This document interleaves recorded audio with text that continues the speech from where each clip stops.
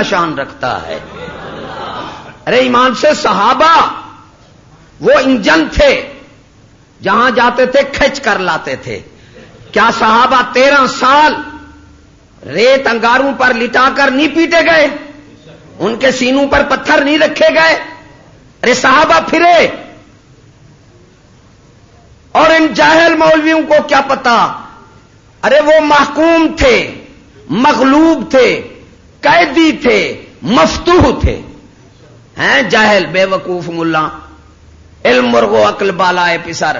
علم جو ہے یہ پرندہ ہے اور عقل جو ہے وہ پر ہے. تو یہ بے پر علماء ہیں، عقل نہیں ہے ان کے پاس. صحابہ کی مثال دے دی. اور پھر بادشاہی کس کی تھی؟ حضور صلی اللہ علیہ وسلم کی. قانون کس کا؟ اسلام کا تھا.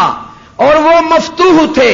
کان کھول کر سن لو. اور وہ جاہل مولوی کو بھی کہہ دو کہ مفتوح فاتح کو نقل کرتا ہے، مغلوب غالب کو نقل کرتا ہے، محکوم حاکم کو نقل کرتا ہے، قیدی آزاد کو نقل کرتا ہے.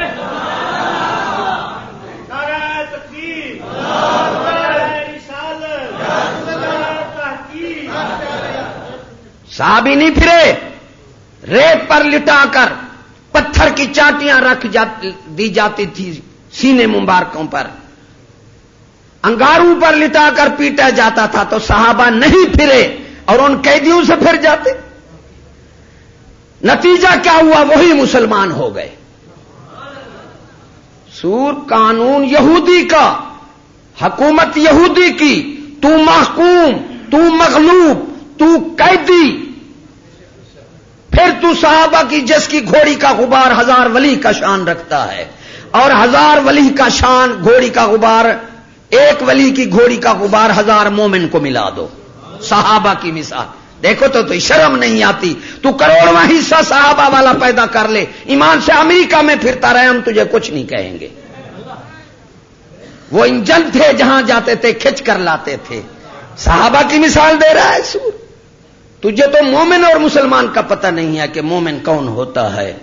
خدا کی قسم مومن بھی وہی ہوتا ہے جو مقناطیس ہو، کھینچے کھینچے نہ، جہاں ملک میں دنیا میں پھرتا رہے، کیونکہ وہ کھینچ کر لائے گا، کھینچے گا نہیں. تو کھینچنے والا ہے. تو صحابہ کی مثال اپنے ساتھ. اور پھر اس سور کو بتاؤ، عالم کو بات غور سے سننا. ایک ہوتا ہے اذن عام، ایک ہوتا ہے اذن خاص. اذن عام سنت بنتی ہے، اذن خاص سنت نہیں بنتی.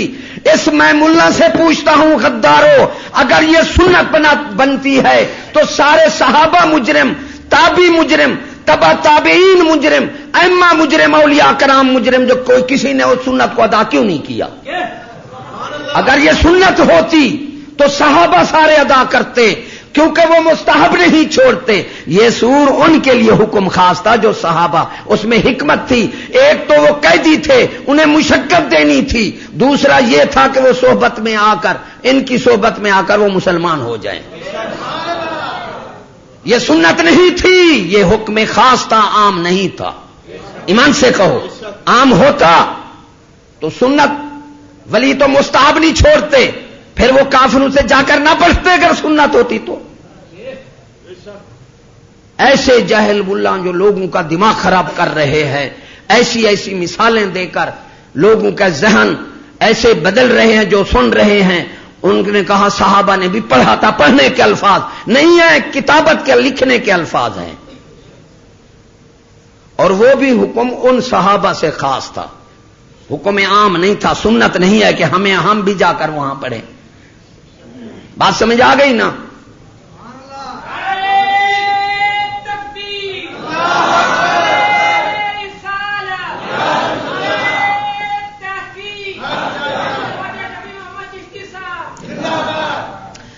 قد من اللہ علی المومنین اذ بعث فیہم رسولا. اللہ نے یہ نہیں فرمایا کہ میں نے تم پر احسان کیا، اپنا محمد دیا، یہ نہیں فرمایا. کہ محمد کی ذات کو اچھا ماننے کے لیے 40 سال کافر اتنا دل سے مانتے تھے کہ صادق بھی کہلاتے تھے اور امین بھی کہلاتے تھے، اور اس کے آپ کی آمد کی خوشی بھی مناتے تھے. فیصل بھی آپ کو مانتے تھے.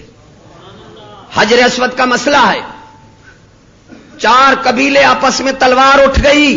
ایک کہتا ہے میرا حق ہے رکھنے کا, دوسرا کہتا ہے میرا, تیسرا کہتا ہے میرا, چوتھا کہتا ہے میرا. قتل و غارت کا امکان ہو گیا, تلواریں اٹھ گئیں, مسئلہ حل نہیں ہو رہا. سید الانبیاء قربان جاواں تشریف لے, بعثت سے پہلے, اعلان رسالت سے پہلے, اعلان رسالت کے بعد فیصل اللہ نے فرمایا وہی مانے گا جو مومن ہوگا. تو انہوں نے کہا امین آ گئے, صادق آ گئے, یہ ہمارا فیصلہ فرمائیں گے. 4 قبیلے متفق ہو گئے. تو آپ نے فرمایا چادر مبارک بچھائی, حجر اسود اٹھا کر ہاتھ مبارک سے چادر مبارک پر رکھ دیا. ایک قبیلے کو فرمایا ایک طرف تو پکڑ, دوسرے کو فرمایا تو پکڑ, تیسرے کو فرمایا, چاروں طرف 4 قبیلوں نے پکڑ لیے. اب اٹھا کر لے گئے وہاں جہاں حجر اسود رکھنا تھا. خوشی خوشی سے 4 اٹھا کر لے جا رہے ہیں. آپ نے اپنے ہاتھ مبارک سے حجر اسود اٹھا کر وہاں رکھ دیا. 4 قبیلے قتل و غارت سے بچ گئے. یعنی بعثت سے پہلے جب دیکھو, جب وہ معاہدہ ہو رہا تھا تو معاہدے میں محمد الرسول اللہ لکھا گیا. اب انہوں نے کہا محمد تو مانتے ہیں, ہم رسول نہیں مانتے صلی اللہ علیہ وسلم, یہ رسول کا الفاظ کاٹ دو, باقی پھر ہمارا تمہارے ساتھ معاہدہ ہے. معلوم ہوا محمد کی ذات سے ان کا اتفاق تھا, اختلاف جو تھا رسالت سے تھا. ابو لہب بھی ساتھ تھا ماننے میں, ابو جہل بھی ساتھ تھا, عتبہ بھی ساتھ تھا, سارے کافر ارے ذات ماننے میں ساتھ تھے, ذات کا میلاد کرتے تھے. ارے کب باغی ہوئے جب اعلان رسالت فرمایا. تو اللہ نے یہ نہیں فرمایا اللہ نے فرمایا میں نے احسان کیا, تمہیں اپنا رسول دیا. تو بعثت ہم رسالت کا میلاد مانتے ہیں. وما محمد الا رسول, تم صرف محمد سے اتفاق رکھتے ہو. ارے میرا محمد نہیں مگر رسول ہے, قرآن مجید ہے. رسالت اب کیوں اب دیکھو نا یہ شریک ہیں. اسی طرح میلاد جو ہے ذات کی, یہ سب شریک ہیں. اور میں جا رہا تھا جلوس میں, کلیم شیب انگریز سارے لڑکے سکول والے پتہ نہیں شیعہ سب جلوس میں شامل تھے. وہی ذات کا میلاد ہے.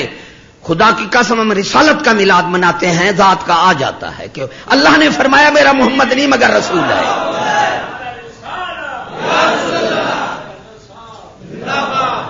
تو رسالت احکام سے تعبیر ہے. رسالت کیا ہے؟ احکام سے تعبیر ہے.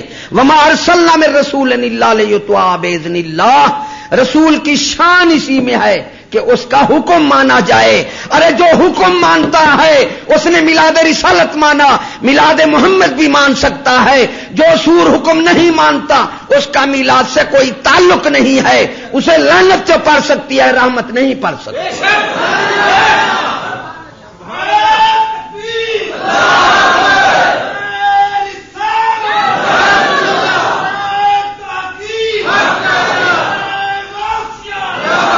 ہم اس میلاد میں شامل نہیں ہیں. ہم اس میلاد میں جس میں ہر بندے کو اجازت ہے.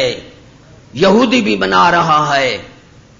میں جا رہا تھا بس میں, اسلام آباد کے عالم بیٹھا تھا میری باتیں سن کر, وہ میرے ساتھ آ بیٹھا, کہتا امریکہ برطانیہ کے سفارت خانوں نے بلایا ہمیں کہ تم میلاد کرو, محفل نعت مناؤ. ایک ہوتی ہے بدعت خاص, نفس شیطان اور دنیا, نفس شیطان اور دنیا.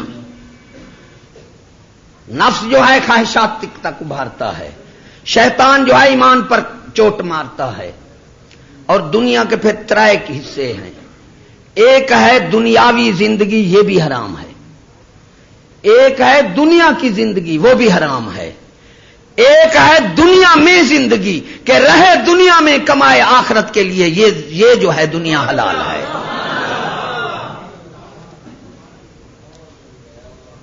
پھر بدعت خاص ہیں